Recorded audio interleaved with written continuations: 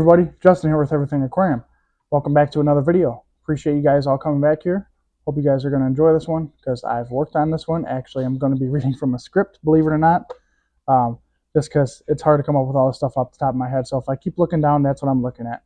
Anyways, guys, let's jump into the video. As you can see by the title, we're going to be talking about lava rock in the aquarium. And what I mean by that is, what the heck does it have to do with the aquarium hobby? If you're brand new, you may have never heard of it. If you know anything about the aquarium hobby, it's often used as a biological filtration media. And so yeah, lava rock in the aquarium. Most of you guys have seen it before. It's usually commonly found in landscape trade and landscape business. Actually, that's one of the reasons we're going to talk about it. It's very easy to source. So yeah, you can see it at almost any landscape retailer. Big box hardware stores, stuff like that will carry it. Any place where you can find like landscaping items, most of the time lava rock will be there. It's one of the most commonly used stones in the landscape hobby, trade, whatever you want to call it. Anyways, we're here to talk about lava rock in the aquarium. That's what we're going to do. So the first thing about lava rock in the aquarium is, like I said a minute ago, it's commonly used as a biological media because it's cheap, it's easy to source, and it's relatively clean. It's a clean material most of the time. As long as you rinse it, of course. It's a rock, it's going to be dusty. But those are a couple of names at least. So again, I got on here lava rock in the aquarium. It's because it's cheap. You can actually find it in multiple colors. Your commonly found color is going to be red lava, right? But it also comes in gray and black, and a few other colors, some browns and stuff like that I've seen as well. So some of the benefits to it, again, just cheap. It's also good for planting, right? So it's good to attach epiphyte style plants such as your Anubiases, your Java ferns. Those are going to take root onto that rock and find all those little porous surfaces and be able to root to that and thrive that way. And I also have used it myself in aquascapes plenty of times, and I find that works really well for those plants to be able to attach those small roots and be able to grab on tight, because again, those plants really need to have a base to hook onto in order to thrive, right? It's kind of like coral. If you're interested in coral or know anything about coral, it's got to have its root somewhere, and it's got to have its home. So yeah, lava rock, good plant base for any type of epiphyte plant. When we're talking about scaping with it, obviously we just talked about attaching plants to it, epiphytes like that. It looks appealing. I'll put some pictures on the screen if I could find any of different types of lava rock. I actually have some in my 20-gallon cube, if you've seen that. Or excuse me, not in my 20-gallon cube, in my 3.7-gallon cube. It's actually in both. It's called Icelandic lava rock. I actually bought that from boostplant.com. And it's a little bit more pricey because it's, I don't know, I guess boutique or whatever they would call it. They put names on it like that all the time.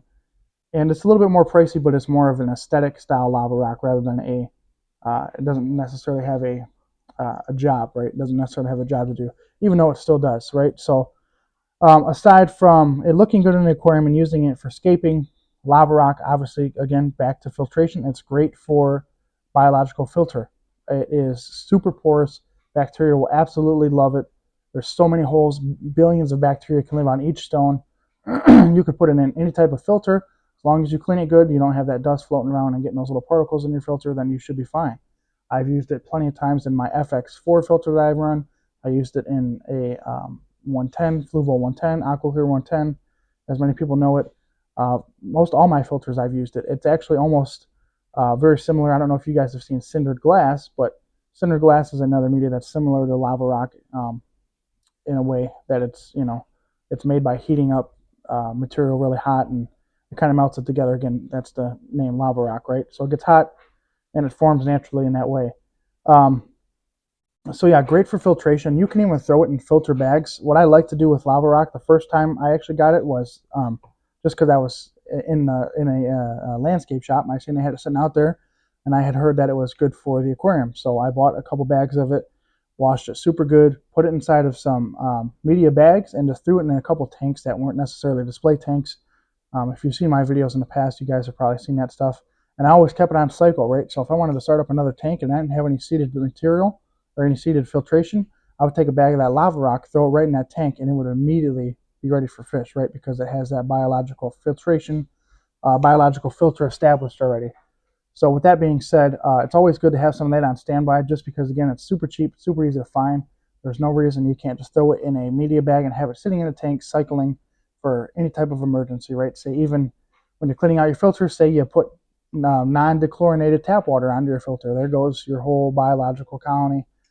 You've wiped them out, your tank crashes, whatever, so on and so forth. There's many different opportunities for mistakes in the aquarium hobby. So it's always good to be able to have something on standby in order to fix your mistake and prevent loss of fish, right? So yeah, with all those being said, that's a few things to name the small amount of opportunity that you have to use lava rock in the aquarium.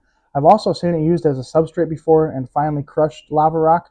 Um, I don't necessarily recommend that because it is, again, it's very messy. So the more you break it up, the more of those small particles you're going to have floating around, the more it'll break down and cause issues possibly in your filter, when it comes to filtration impellers and stuff like that, scoring them up with those fine particles.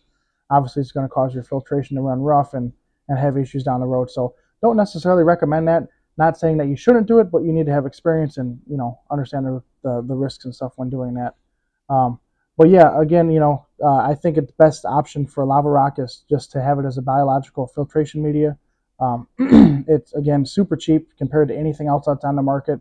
I think you can get it for like not even $1 a pound at a lot of places, and a pound of lava rock is a lot because it's porous. It's not a solid stone like that. Whereas a pound rock might be this big, where a pound of lava rock is this big, right?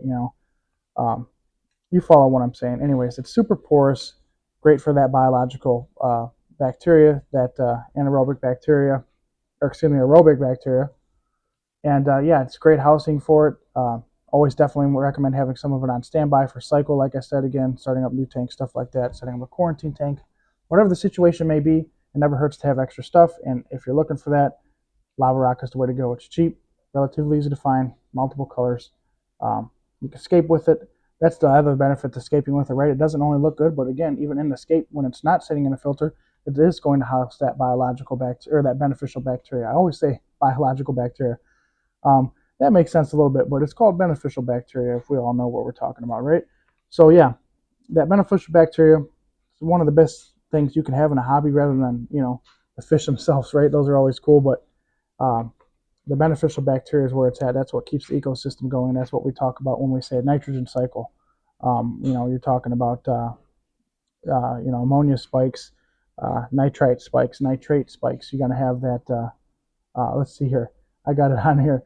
That nitrite oxidizing bacteria is going to be housed there. That nitrification process is going to happen there, along with ammonia oxidizing bacteria. It's all going to live on that surface there and convert that ammonia into nitrite, and then convert that nitrite into nitrate, and then those epiphyte plants that you're going to have attached to those lava rocks are going to suck up those nitrites and produce oxygen for your fish tanks and dissolve that oxygen into that water, and your fish tank's going to thrive. And that there is how you have a created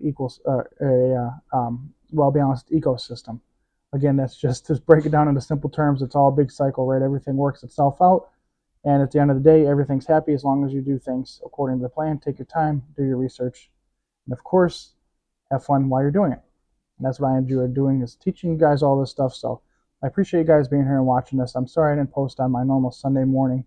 My internet has actually been out all weekend, so I just got it back up. This video will go live Monday morning. Hope you guys enjoy it. Again, not very entertaining if you aren't into learning and listening to me talk forever, but as you guys know, I ramble on, but this is what I love to do, so I'm going to keep doing it. If you're interested, hit that subscribe button, like, share the video. I love to influence new people to get into the hobby and show you guys how easy it could be once you guys learn the route of things and how to properly take care of animals. Obviously fish and stuff like that.